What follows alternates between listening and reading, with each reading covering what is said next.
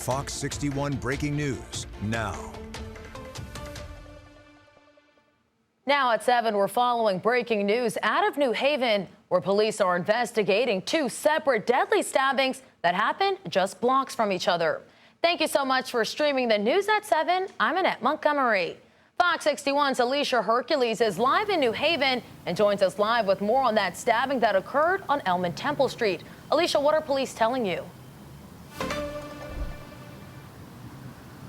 And police are still on scene investigating that fatal stabbing here on Temple and Elm Street. Now, they've been here collecting evidence and speaking with possible witnesses. Now, they did release some photos of the suspect, and they're asking people to please keep an eye out for that suspect. Now, they believe that an argument started inside of the library, and they were escorted out by security. They believe that once they were escorted out by security, the argument continued, and that led up to that fatal stabbing. Now, I did speak earlier today with Mayor Justin Elliker and the police chief, who say that they have extra police on standby at the library as this has shaken up a lot of people. It appears the argument started at the basement of the library, the basement floor, and then security escorted them outside. Chief and I were just inside the library, and obviously it's pretty concerning to people that are working at the library, so we have some additional police presence there. Now, police are also investigating a fatal stabbing on Orange Street. They believe that was a domestic incident. They say that they have someone in custody for that stabbing, but they are still on scene investigating that stabbing as well. Now, they are asking people to please keep an eye out for the suspect in that stabbing on Temple and Elm Street, and they're asking people to avoid approaching them and just simply call 911 as soon as you see them. For now, live in New Haven, Alicia Hercules, Fox 61. Thank you so much, Alicia. And remember, you can stay with Fox 61 as we continue to follow both stabbings and other breaking news stories into the newsroom. We'll bring you updates both on air and online. Well, tonight, the Connecticut Department of Correction is investigating the death of an inmate at the New Haven Correctional Center. Officials say a corrections officer found the man alone in his cell around 8 p.m. on April 16th. Unresponsive and with a bedsheet tied around his neck. Staff performed life-saving measures and emergency responders took him to the hospital, where he was later pronounced dead. Right now, the Connecticut State Police and Office of the Inspector General are investigating. Well, 2 people were hospitalized and a dog died after an early morning fire in New Britain. It happened just after 4 a.m. at a home on Dennis Drive. Firefighters said the fire started in the breezeway and was put out in under an hour. The extent of the injuries is not yet known, and the cause of the fire remains under investigation.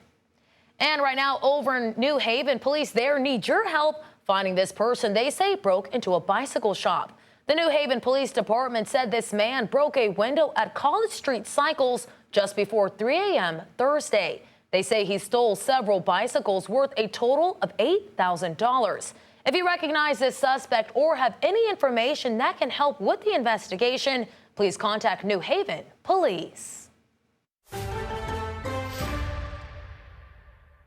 Turned out to be a beautiful day today, but we are watching the potential for showers and thunderstorms later tonight. This could wake you up overnight after you've gone to sleep. Right now, it's 82 in Hartford, 79 in New Haven, and I don't expect any thunderstorms for a little while here. So if you want to enjoy the rest of the day, do some grilling, take the dog for a long walk, you are good to go. Temperatures are in the 70s to right around 80 degrees. But if you take a look to the west, you'll see a growing area of showers and storms. This area will likely fizzle a little bit as it starts to move in, but there's another disturbance coming through overnight that might bring us a better chance for some thunder. So again, as we head towards the news at 10, there might be a shower that tries to come through. There's a better chance for some storms overnight, and there could be some locally heavy rain, some gusty winds, some lightning associated with this. So an isolated strong storm is possible as well. The Storm Prediction Center does not have us located in the risk for severe weather.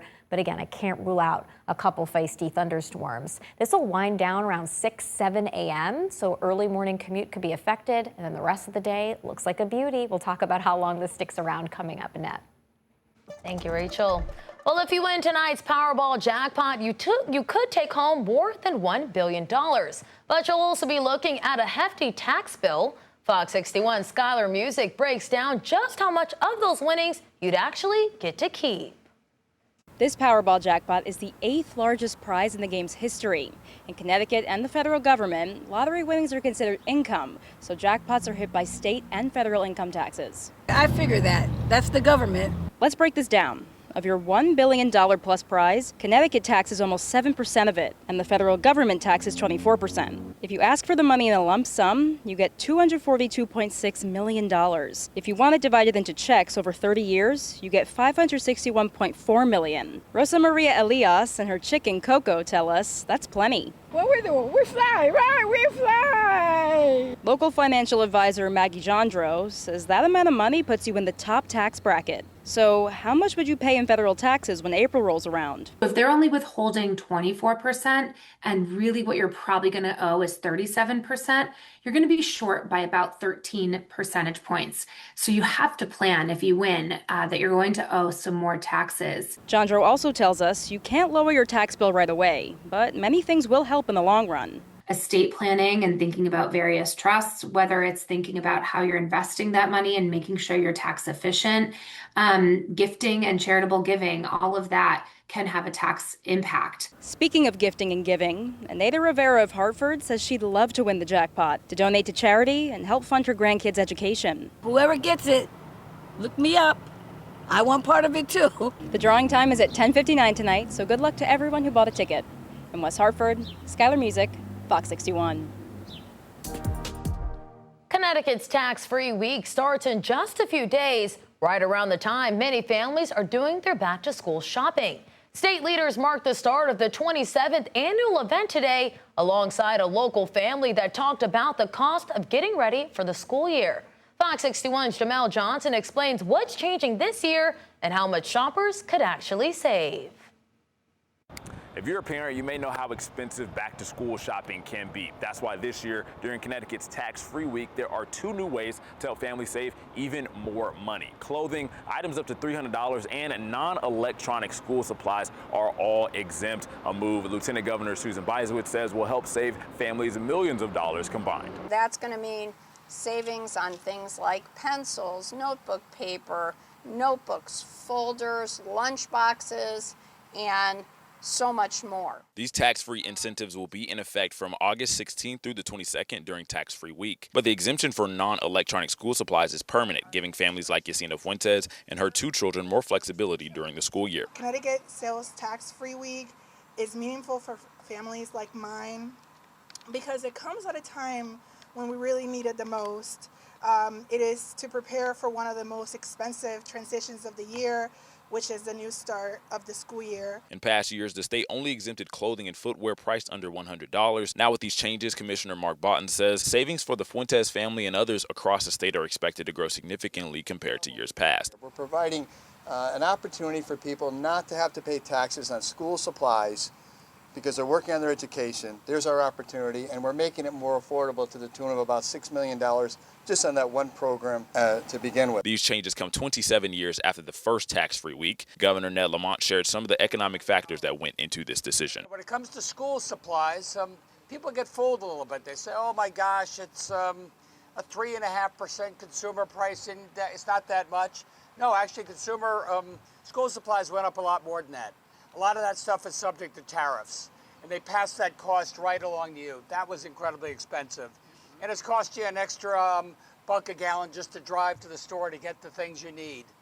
And that's why we've raised the exemption to $300, make life a little bit easier for you. Now, officials say some people forget that the new exemption is single items up to $300. That means that you can buy multiple things in the same transaction and still get no sales tax, even if the total exceeds $300. In Hartford, Jamel Johnson, Fox 61. In national news, Press Secretary Caroline Leavitt will resign from her post at the end of the month. That's according to a social media post from President Donald Trump that you see right there. He says she will spend more time with her young children, but will also serve as one of his top outside advisors. Trump also wrote that she will be an influential voice for the Republican Party heading into the midterm elections. I look forward to carrying this battle into the fall with each and every one of you, Democrats in Connecticut, what we stand for, And speaking of elections, Governor Ned Lamont has won the Democratic primary for governor, getting more than 2/3 of the vote against state representative Josh Elliott. And now he's looking ahead to the possibility of a rare third straight term in office. And it was a major political upset in the race for the Democratic nomination for Connecticut's first congressional race. Former Hartford Mayor Luke Bronin defeated 14-term Congressman John Larson. Bronin won with 54% of the vote, defeating Congressman Larson in nearly every town in the 1st District. The only 2 towns Larson won were Heartland and his hometown of East Hartford. Meantime, in Hartford, Bronin outpaced Larson by nearly 2,000 votes. And remember, Fox 61 is your home for election coverage. You can visit our website at fox61.com for a list of the primary race results. Well, now to some heartbreaking news today. Former Connecticut Lieutenant Governor Nancy Wyman passed away this morning. So here at Fox 61, we wanted to take a look back at a few of the roles she held right here in Connecticut. Wyman was elected with Governor Daniel Malloy in 2010. She was one of the most visible lieutenant governors. While in office, she connected with many communities around the state, including veterans and the LGBTQ+ population. State Senator Martin Looney said in a statement, Nancy cast several important tie-breaking votes as lieutenant governor, including the creation of an IRA for small business employees and decriminalizing the possession of small amounts of cannabis. Wyman was first elected to the Board of Education in Tolland. She then served 4 terms in the state legislature. In 1994, she was the first woman elected to state comptroller, where she managed the state's purse strings. After she left office, she was the chair of the Connecticut Democratic Party. She will be remembered for her warm personality, tireless advocacy, and often marching parades in her trademark stilettos. And today, Governor Ned Lamont and Lieutenant Governor Susan Bysiewicz spoke about Wyman's passing and all she's done for Connecticut and its residents. The two called Wyman a friend, trailblazer, and wonderful public servant. You know what she's meant to me? You know, she's been a really good friend and somebody that I could always talk to and stepping up. And I love what she did in terms of the people of Connecticut. And I love the fact that with a big smile on her face, she could walk a 1-mile parade in stilettos. She's amazing.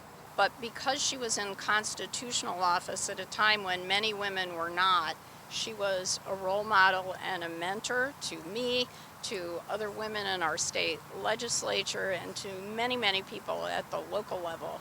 And she was just a person who was so much fun. I think she will be a stand-up comedian in her next life. And Governor Lamont ordered that all U.S. and state flags be lowered to half-staff until sunset on the day of her burial, which has not been announced at this time.